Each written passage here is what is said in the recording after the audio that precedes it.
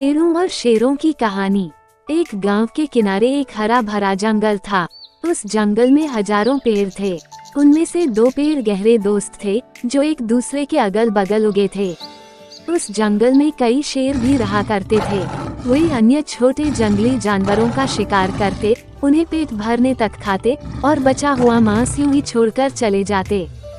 सड़े हुए मांस के कारण जंगल में काफी बदबू फैलती थी और जंगल की हवा प्रदूषित होती थी। एक दिन दोनों पेड़ इसी विषय पर चर्चा कर रहे थे। एक पेड़ बोला, इन शेरों के कारण पूरे जंगल की हवा प्रदूषित हो गई है। यहाँ हर समय कितनी बदबू फैली रहती है।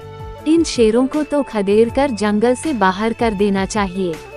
दूसरे पेड़ ने हाँ में हाँ मिलाते हुए कहा, बिल्कुल सही कहा दोस्त, हम सब इन शेरों से परेशान हैं। इन्हें भगाने के लिए हमें कुछ करना चाहिए। दोनों पेड़ों की बातें एक बूढ़ा और बुद्धिमान पेड़ सुन रहा था। वह कहने लगा, तुम दोनों की बातें मूर्खतापूर्ण है। ये तो सोचो कि इन शेरों के कारण हम सुरक्षित हैं।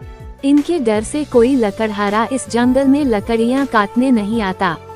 शेर चले गए तो हम भी कुछ दिनों के मेहमान होंगे। बूढ़े पेड़ की सलाह पर दोनों पेड़ों ने कोई ध्यान नहीं दिया। वे बस किसी तरह शेरों को जंगल से भगाना चाहते थे। उन्होंने सोचा कि क्यों न किसी तरह शेरों को डराया जाए ताकि वे जंगल छोड़कर भाग जाएं।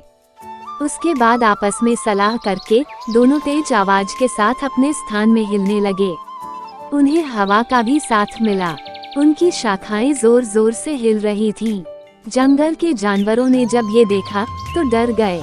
उन्हें लगा कि जरूर जंगल में कुछ होने वाला है और इन दो पेड़ों का इस तरह हिलना इसी का संकेत है। वे सब जंगल छोड़कर जाने लगे। शेरों ने भी जंगल छोड़ दिया। ये देखकर दोनों पेड़ बहुत खुश हुए और कहने लगे कि अब जंगल में शुद्ध हवा बहेगी और हम शुद्ध वातावरण में रहेंगे।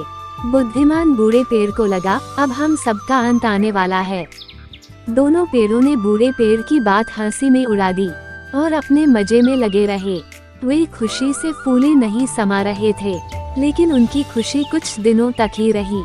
जैसे ही गांव में बात फैली कि शेर जंगल छोड़कर चले गए हैं, कुछ लकड़हारे कुल्हाड़ी लेकर जंगल पहुंच गए।